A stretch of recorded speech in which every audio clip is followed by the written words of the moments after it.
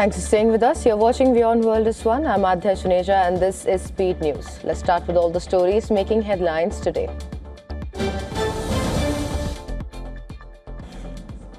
Iranian media has reported that Iran's Revolutionary Guards have launched a missile attack on a US military base in Jordan after earlier targeting another US base in Bahrain, marking a further escalation in regional tensions.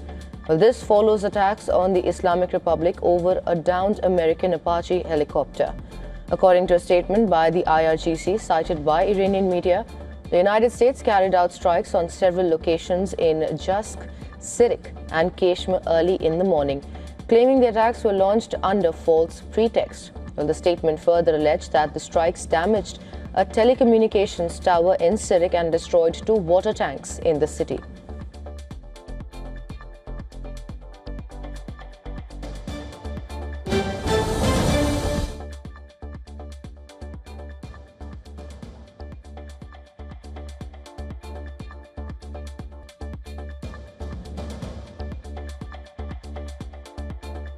Iranian media outlets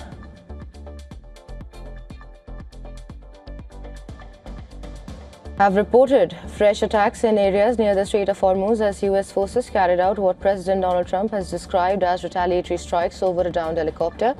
The Mayor and fast news agencies posted on Telegram that explosions were heard on Kashmir Island and in the port city of Bandar Abbas on Iran's southern coast.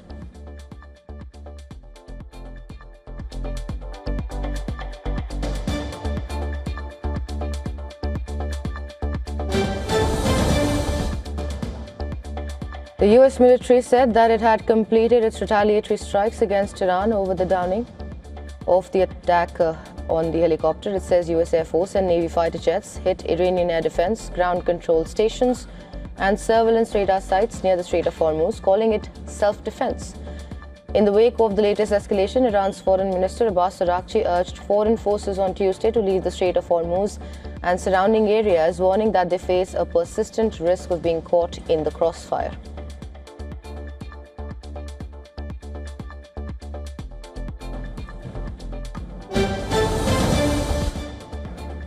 In a post on X, the Kuwaiti army said that the country's air defense systems are engaging in hostile aerial targets as tensions escalated between the United States and Iran following the downing of an American helicopter.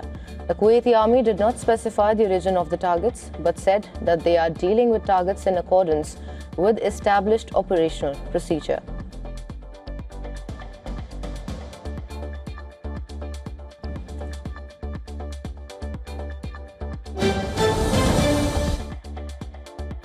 Afghan officials have accused Pakistan of carrying out airstrikes that reportedly killed at least 13 people overnight. According to Afghan government spokesman Zabiullah Mujahid, Pakistani military aircraft allegedly violated Afghanistan's airspace and targeted civilian homes in the eastern provinces of Kunar, Khost and Paktika. In a statement posted on X, Mujahid claimed that the attacks resulted in the deaths of 11 children, 1 woman and 1 elderly man.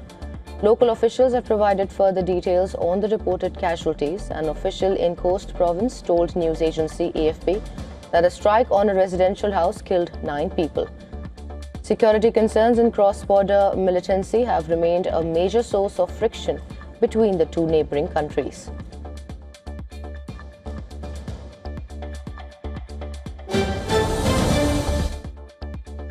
North Korea and China have adopted what they call a far-reaching blueprint for bilateral ties during Xi Jinping's recent visit to Pyongyang, as China's president made a rare visit to North Korea on Monday. North Korea's state media said that both countries further deepened the revolutionary friendship during the visit and affirmed close comradely relationship to develop the traditional ties into a model of the most powerful and strategic relations.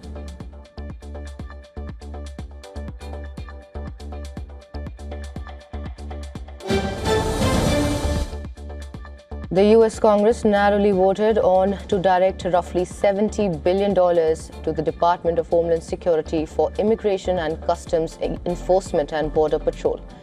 Well, the measure passed by a vote of 214 to 212.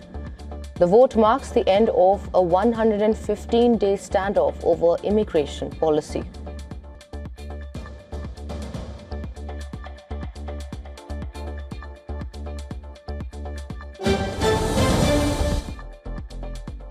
Hundreds of Bolivians took to the street urging President Rodrigo Paz to declare a state of emergency after more than 40 days of blockades, which disrupted supplies of food, fuel and medicine.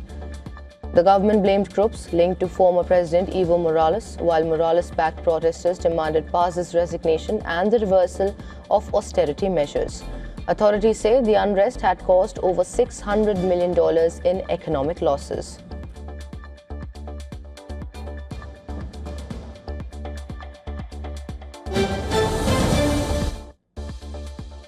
NASA has announced the new Artemis III crew who will conduct the next lunar mission. Italian astronaut Luca Parmitano will be the pilot of the Artemis III voyage and will be the first European to join one of the program's missions.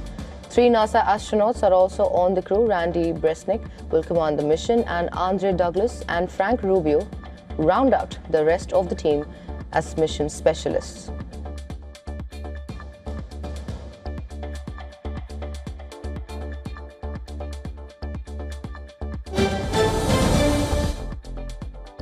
President Asif Ali Zardari summoned a session of the National Assembly on June 10th in the Parliament House. This will be the 28th session of the 16th National Assembly. According to the notification, the President has summoned the session by exercising the powers conferred under Article 54, Clause 1 of the Constitution.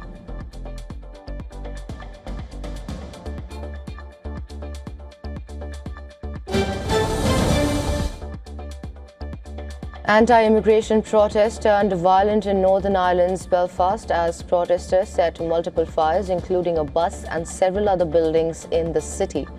Aerial footage showed police seeking to disperse people in the Northern Irish capital. The riots began after a stabbing incident which stoked tensions as it involved an asylum seeker. A Sudanese man has been accused over Monday night's knife attack, where the victim, a man in his 40s, was taken to the hospital with serious injuries to his eyes, face and back.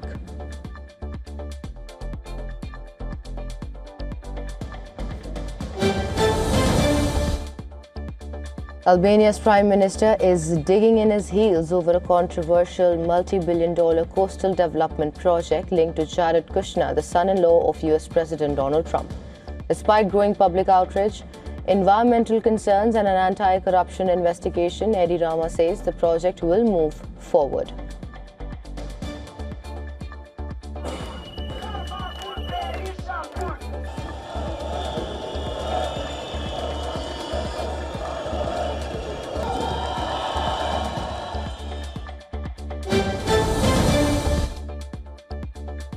Members of the Kashmiri diaspora gathered in Manchester to hold a funeral prayer in absentia for individuals reportedly killed in recent incidents in Pakistan-occupied Kashmir before marching to the Pakistani consulate to demand an independent investigation into the deaths.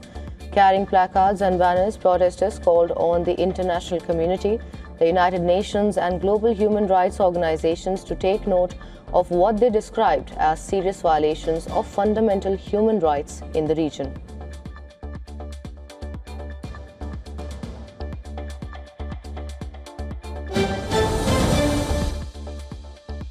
South Korea has completed building a scientific research facility in the East Sea.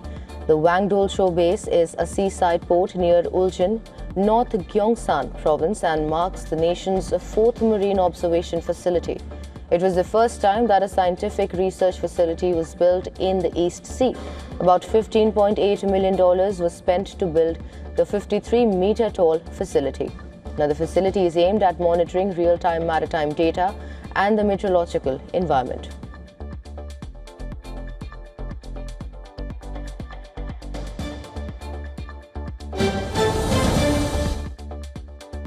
Karnataka DK Shivakumar will be visiting Delhi on a 2-day tour, marking his first visit to the national capital after becoming the Karnataka Chief Minister. He would meet top Congress leadership including Sonia Gandhi, Rahul Gandhi, Mallikarjun Kharge and KC Venugopal on his first day. On Thursday, the CM would attend a Niti Aayog Governing Council meeting chaired by Prime Minister Narendra Modi.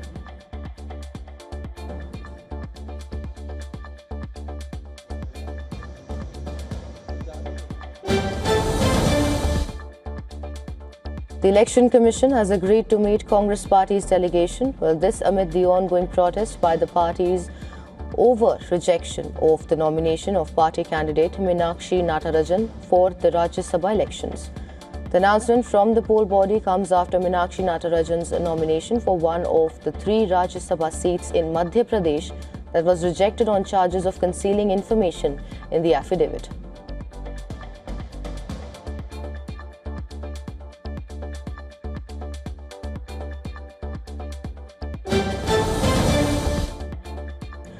Massive forest fires broke out in multiple locations across the Rajouri district due to the prevailing heat wave and a prolonged dry spell. One of the major fire incidents was reported from Rajouri's Chakli. Local youth rushed to the affected forest area and launched firefighting efforts. They made all possible attempts to control the flames and prevent further damage to the forest cover.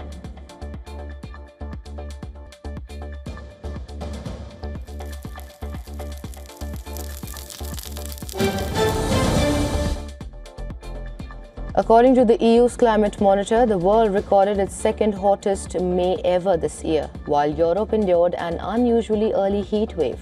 Records were broken in Britain, France, Ireland and Portugal last month as a heat dome carrying hot air from northern Africa drove temperatures well above seasonal averages across Western Europe. Weather experts say the unusually early and intense heat wave demonstrates how rapidly climate extremes are shifting from rare events to recurring realities.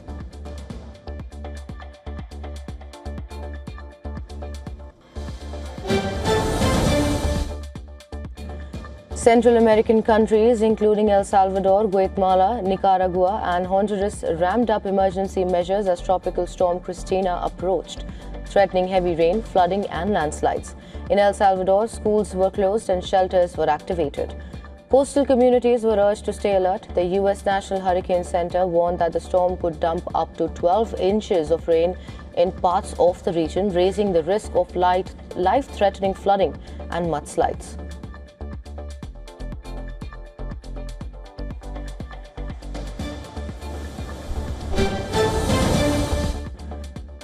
EU regulators have rejected Apple's claim that European tech rules are responsible for delaying the launch of its new Siri AI features in the European Union.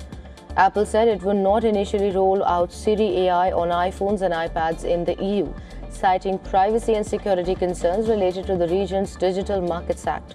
However, the European Commission said the decision was entirely Apple's and accused the company of seeking an 18-month exemption from its interoperability obligations.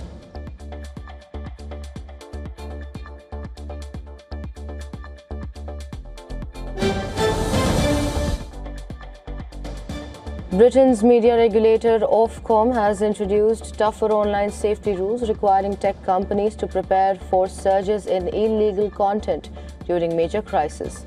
The new guidelines come after the 2024 Southport riots, where authorities said misleading and inflammatory content spread online, which helped fuel unrest across the country. Under the rules, social media platforms and other online services must have crisis response plans, including extra moderation teams and faster action against illegal content.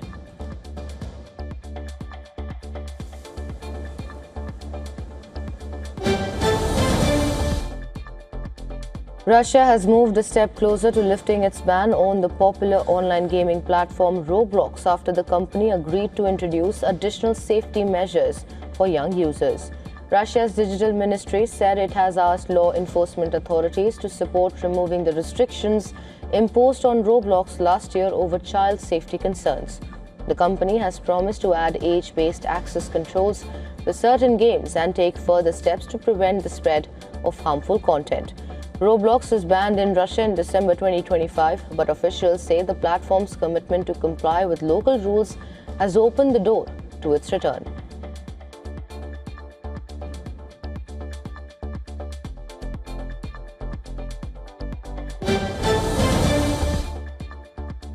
Asian markets declined on Wednesday as investors turned cautious amid rising global uncertainty.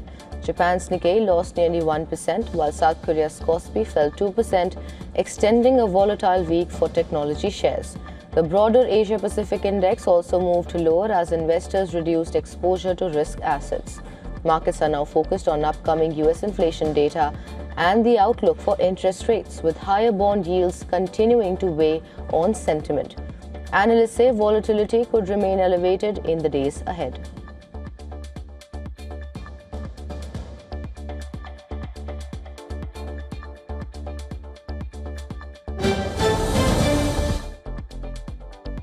Oil prices rose nearly 1% on Wednesday after the United States launched new strikes against Iran, raising concerns about supply risks.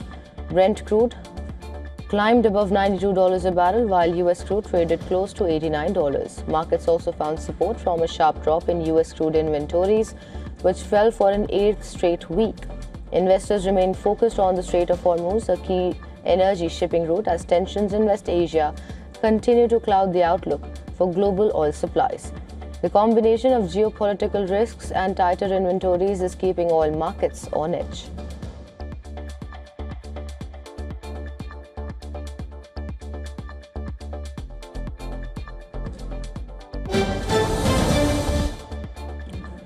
Gold prices fell more than 1% on Wednesday, hitting their lowest level since March. The decline came as oil prices rose following renewed hostilities between the United States and Iran, raising concerns about inflation.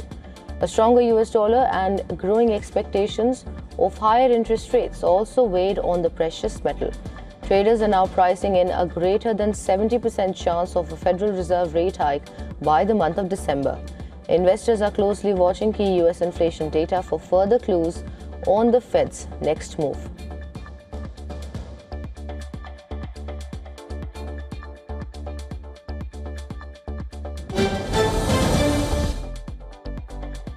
Rohit Sharma and Hardik Pandya have been cleared to participate in the upcoming three-match ODI series against Afghanistan. The series starts on Sunday in Dharamshala. Both Hardik and Rohit missed several matches for Mumbai Indians due to their respective injuries. Hardik was battling back spasms, while Rohit had a hamstring niggle. Both had been passed fit by the sports science team at the BCCI's Centre of Excellence in Bengaluru. Rohit last played international cricket in January this year. Rohit and Virat Kohli only play ODIs for India now, but Kohli is unavailable for the series due to a hamstring issue.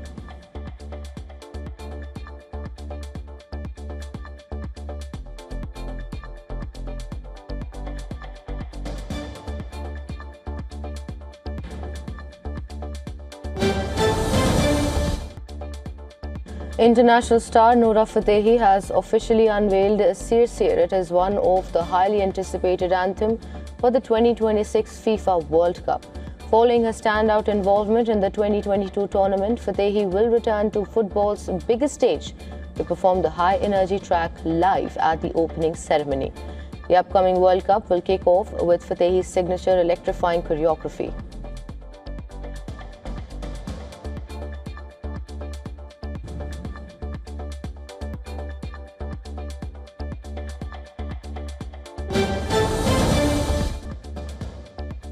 Actor Sunny Deol and director Rajkumar Santoshi's highly anticipated period drama, which was previously known as Lahore 1947, has officially been retitled as Batwara 1947.